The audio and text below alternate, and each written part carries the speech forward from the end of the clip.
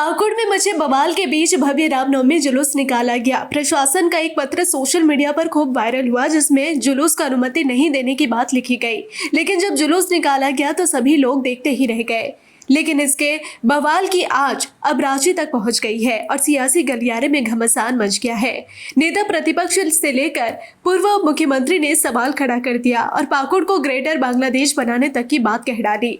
सबसे पहले आपको वह लेटर दिखाते हैं और बताते हैं कि लेटर में क्या था। लेटर अनुमंडल पदाधिकारी सह अनुमंडल दंडाधिकारी पाकुड़ गोपनीय शाखा से जारी किया गया था, जिसमें प्रसन्न मिश्रा रामनवमी समिति जिला पाकुड़ ने आवेदन देकर सूचित किया कि रामनवमी पर्व 2025 के मौके पर आयोजित अखाड़ा में पाकुड़ ग्रामीण क्षेत्र के गांव कला जोड़ा, शमशेर और अन्य कई गांव के लोगों की मौजूदगी में पारंपरिक अस्त्र शस्त्र, धार्मिक ध्वज, ध्वनि विस्तार का यंत्र के साथ शामिल होकर शोभा यात्रा निकाला जाएगा, जिसमें कार्यक्रम में सहयोग और सुरक्षा करने की अपील की गई थी।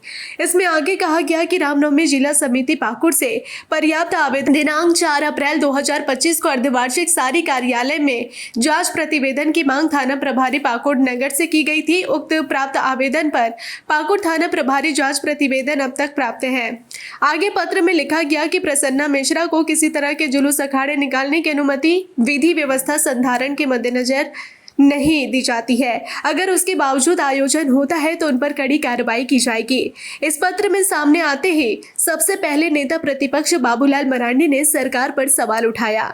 उन्होंने अपने सोशल साइट पर लिखा, पाकुड़ जिला प्रशासन द्वारा ग्रामीणों को रामनवमी का जुलूस नहीं निकलने से रोकने के लिए आधी रात को जारी किया गया आदेश हिंदू आस्था पर सीधा प्रहार है। पाकुड़ में जब ताजिया निकल सकता है तो फिर रामनवमी का जुलूस क्यों नहीं? सरकार ने आज रामनवमी पर रोक लगाई है। कल दीपावली, दुर्गा पूजा पर इसी तरह तुगलकी फरमान जारी किया जाएगा। हिंदू विरोधी तत्वों के दबाव में प्रशासनिक व्यवस्था का झुक जाना लोकतंत्र के लिए खतरा है।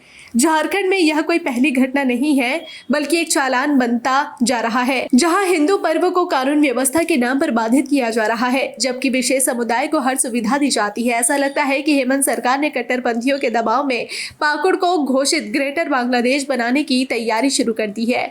वहीं इस पर पूर्व मुख्यमंत्री चंपई सोरेन ने भी सरकार को कटघरे में खड़ा कर दिया और कहा कि जिस तरह के हालात झारखंड में है और आने वाले दिनों में आदिवासी, मूलवासी सभी खतरे में आ जाएंगे। सभी के त्योहार में सरकार अड़चन डालती है। आखिर एक समुदाय को इतनी छूट और बाकी अत्याचार क्यों करती है? कर दिया है। यहाँ हर धर्म को अपना स्वतंत्र रूप से मानने का अधिकार है। ऐसा कौन सा ऐसा वहाँ पर परिस्थिति उत्पन्न हुआ, इस तरह से प्रशासन आदेश निकल दिया आपका जुलूस नहीं निकलेगा ग्रामीण क्षेत्रों से? क्यों है, क्यों नहीं आएगा? इस राज्य के लिए दुर्भाग्य की बात है। यहाँ का मूलवासी को आज रोक दिया। आदिवासी के साथ वैसे ही हो रहा है, मूलवासी के साथ वैसे ही हो रहा है। किसका लिए है सरकार? जब यहाँ का आदिवासी के लिए नहीं हो सकता, मूलवासी के लिए नहीं होता है, ग्रामीण में कौन रहता है? मूलवासी लोग। वहां से रामनवमी का एक जुलूस निकलेगी, उसको आप रोक दिया। किसको खुश करने के लिए? ये चिंता का विषय है। फिलहाल रामनवमी खत्म हो गई, लेकिन सवालों को छोड़ कर गई है कि आखिर कैसे हालात झारखंड की हो गई।